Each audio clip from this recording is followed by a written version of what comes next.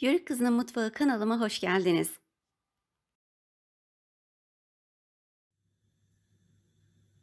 Tencerede lokum gibi tam kıvamında güzel bir kabak tatlısını yapmaya başlayalım.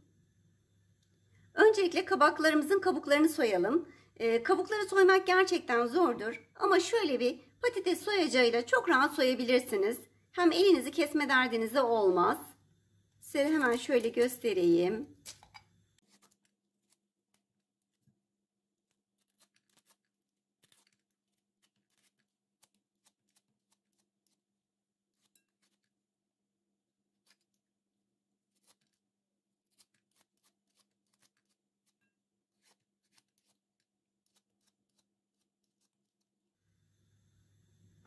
Gördüğünüz gibi çarçabuk böyle hemen soyuluyor.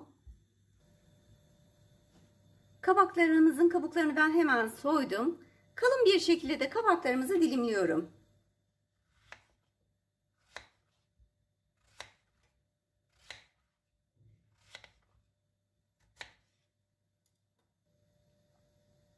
Dilimlediğim kabakları tencereye diziyorum.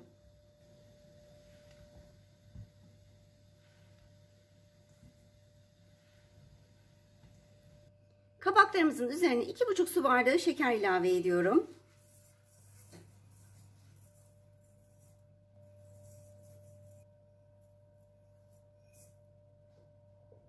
Kabaklara hiç su ilave etmiyorum ve tencerenin kapağını kapatıyorum.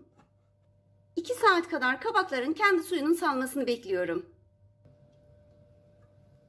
Kabaklarımız yeteri kadar suyunu salmış. Şekerler tam erimemiş ama tam erimesini beklemiyoruz.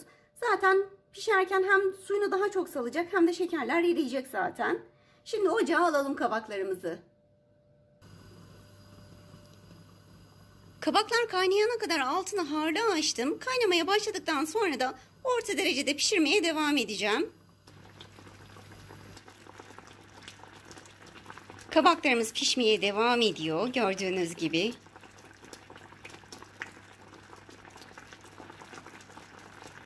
Kabaklar yaklaşık 40-45 dakikadır pişiyor. Şimdi üzerine 2 tane bu şekilde limon tuzu atıyorum. Bir 5 dakika kadar daha kaynatacağım bu şekilde. Ve kabaklarımın altını kapatıyorum. Soğumaya bırakıyorum artık.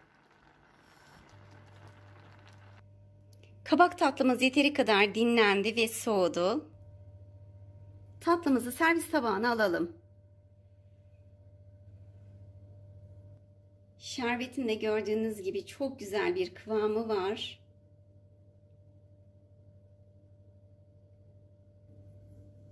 Tatlımızın üzerine cevizlerle süsleyelim.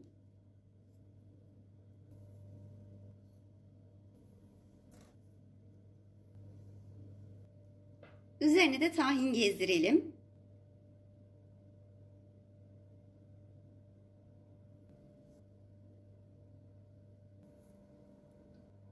Kıvamıyla, rengiyle, şerbetini tam içine çekmesiyle mükemmel bir tatlı.